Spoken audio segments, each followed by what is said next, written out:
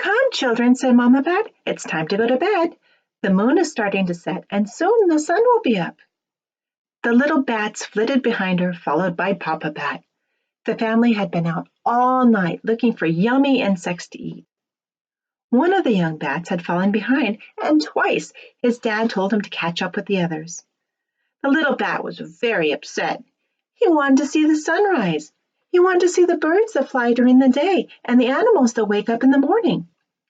He didn't like that little bats had to go to bed when the stars started to fade. His mom and dad said he wouldn't have any fun if he stayed up. He begged and begged and begged to stay up, but it didn't do any good. Every morning he still had to go to bed with his brothers and sisters in the dark crack in the rock of the cave, wings folded, head hanging down, close to the others. Dad said this crack was the best place to sleep, but Little Bat refused to go to sleep. Mama Bat called the little bat over. "It's your turn. Time to get ready for bed." Little Bat stated, "I'm not going to bed."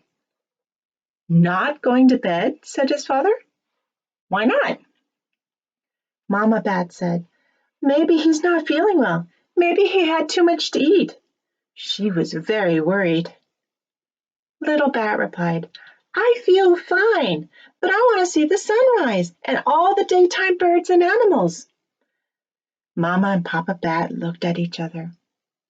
Little Bat declared, "I won't go to sleep."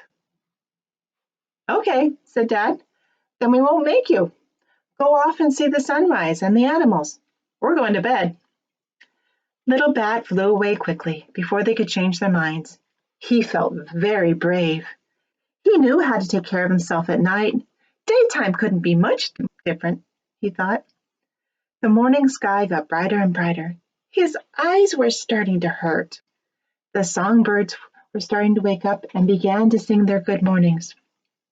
Little Bat thought the songs were interesting, but much too loud. It was much nicer at nighttime, not as loud. Little Bat saw some movement in the grass. "That must be a rabbit. I remember Owl telling me that that's how they move," thought Little Bat. "I wish I could see him better, but my eyes hurt." Little Bat continued to fly through the forest. Then suddenly a sunbeam came through the trees. Little Bat fell and clung to a branch. "How hot that sunbeam is! The moonbeams don't feel like that. I need to find some shade." Little Bat darted around looking for shade, but found himself falling down, down, down.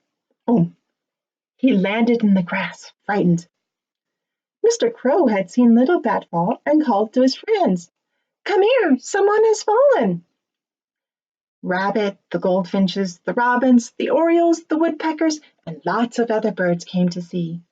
Even Groundhog appeared slowly from his hole in the ground. "What's all this fuss?" he asked. Rabbit replied, "We found a strange bird. Look at him flopping around."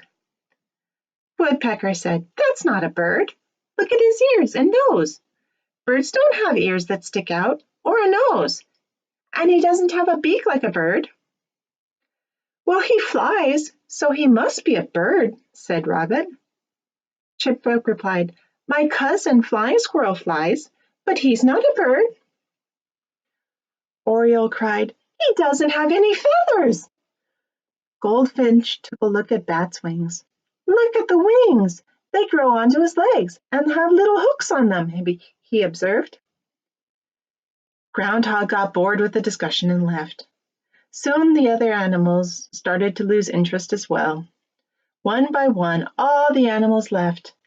Little Bat found himself all alone. Frightened, he found a safe branch to hang on and stayed there until nighttime.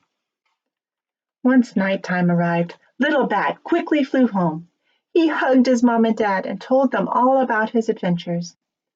At the end of his story, Little Bat told his mom and dad, "You were right. Being out in the daytime isn't much fun. I should have listened to you." From then on, Little Bat listened to his parents, and he had a long, happy life.